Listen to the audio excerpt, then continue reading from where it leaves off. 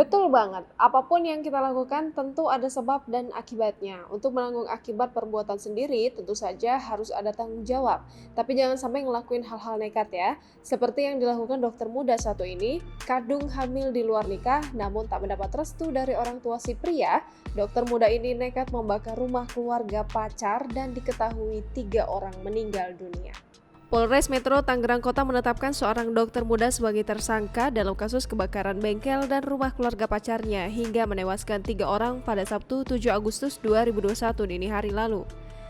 Mary Anastasi alias MA nekat membakar bengkel milik calon mertuanya lantaran hamil di luar nikah dan tidak mendapatkan restu dari calon mertua, jadi alasan dokter muda di kota Tangerang ini gelap mata.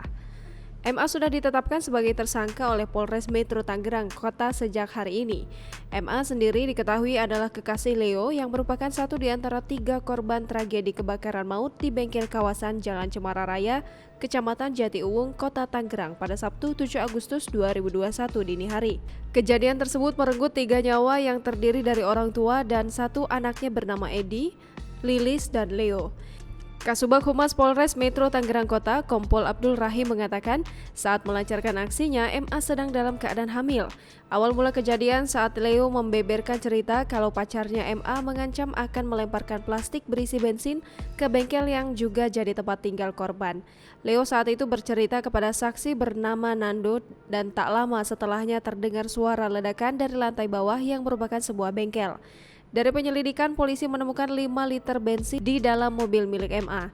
Kapolsek Jatiuwung, Kompol Zazali Haryono mengatakan ditemukan 5 liter bensin yang disimpan dalam 5 kantong di dalam mobil MA.